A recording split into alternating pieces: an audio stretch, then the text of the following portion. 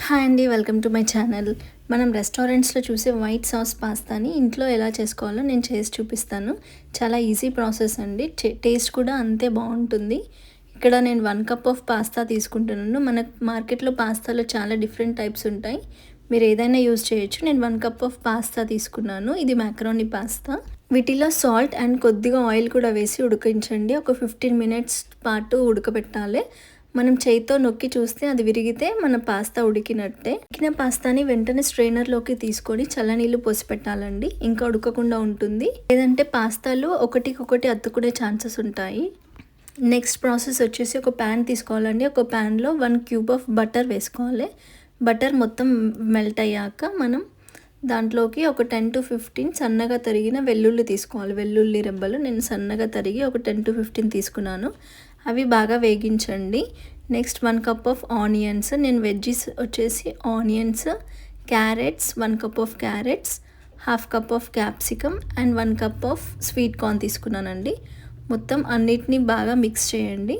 మీకు నచ్చిన వెజ్జీస్ కూడా కావాలంటే యాడ్ చేసుకోవచ్చు అండి. Next 1 teaspoon of salt వేసుకోండి. సాల్ట్ వేసుకున్నాక అన్ని వెజ్జీస్ అన్నీ మంచి కలిపేసుకొని కాసేపు మగ్గనించండి. ఒక 2 to 3 మినిట్స్ మగ్గించుకోండి. తర్వాత మన వెజ్జెస్ అనేవి కొద్దిగా సాఫ్ట్గా అవుతాయి. నెక్స్ట్ దాంట్లో 1 స్పూన్ ఆఫ్ ఆరిగానో యాడ్ చేస్తున్నాను. అది స్పైసెస్ అండి, టేస్ట్ బాగుంటుంది, ఫ్లేవర్ కోసం యాడ్ చేస్తున్నాను. Next 1 spoon of chilli flakes వేసుకోవాలండి.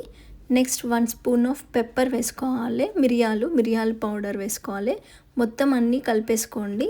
వాటన్నిటికీ మసాలాస్ అన్నీ పట్టేలా కలిపేసుకొని నెక్స్ట్ మనం ముందుగా పాస్తాని ఉడకపెట్టుకున్నాం కదా, ఆ పాస్తాని అందులో వేసి మొత్తం కలిపేసుకోండి. పాస్తా ఒక 2 మినిట్స్ కలిపేసుకొని స్టవ్ ఆఫ్ చేసేసుకోండి.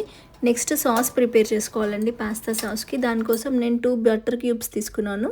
2 బటర్ క్యూబ్స్ మెల్ట్ అయ్యాక దాంట్లోకి మనం 2 స్పూన్స్ ఆఫ్ మైదా పిండి యాడ్ చేయాలి. క్రీమీ టెక్స్చర్ కోసం మైదా పిండి యూస్ చేస్తున్నామండి. 2 బటర్ అండ్ మైదా పిండి 2 కలిసేటట్టు కలిపేసుకోండి. ఉండలు లేకుండా స్మూత్గా అయ్యేటట్టు కలుపుకోండి. నెక్స్ట్ వచ్చేసి మనం 1.5 కప్ మిల్క్ తీసుకోవాలండి. 1.5 కప్ మిల్క్, ఈ బటర్, ఈ క్రీమీ టెక్స్చర్ అంతా ఏం ఉండలు లేకుండా నీట్గా మిక్స్ చేసుకోండి. అసలు మనకి ఎక్కడ ఉండలు అనేది లేకుండా మిక్స్ చేసుకోండి. Next half teaspoon chilli flakes వేసుకోండి. Half teaspoon chilli flakes and half teaspoon oregano వేసుకొని కలిపేసుకోండి. నెక్స్ట్ 1 కప్ ఆఫ్ చీజ్ అండి, నేను ఇక్కడ మోజరెల్లా చీజ్ తీసుకున్నాను, shredded cheese, and half teaspoon salt. వీటన్నిటిని బాగా కలుపుకోండి. కొంచెం టెక్స్చర్ అనేది మనకు కొంచెం స్మూత్గా థిక్గా వచ్చేంత వరకు కలుపుకోండి. నెక్స్ట్ ఇందాక మనం రెడీ చేసుకున్న పాస్తా వెజ్జీస్ అన్ని మిక్స్ దీంట్లో యాడ్ చేసుకోవడమే నెక్స్ట్ ప్రాసెస్. యాడ్ చేసుకొని మొత్తం కలిపేసేసుకోండి.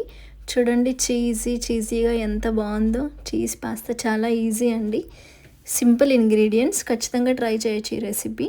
ఖచ్చితంగా మీరు ట్రై చేయండి, చేసి నాతో షేర్ చేసుకోండి మీకు ఎలా వచ్చిందో రెసిపీ. ఎగ్జాక్ట్లీ మనకు రెస్టారెంట్ స్టైల్లో వచ్చేసిందండి. టేస్ట్ కూడా అంతే బాగుంటుంది. పిల్లలు చాలా ఇష్టపడతారండి ఈ రెసిపీని. ఖచ్చితంగా మీరు ట్రై చేసి నాతో షేర్ చేసుకోండి మీకు ఎలా కుదిరిందో. Thank you.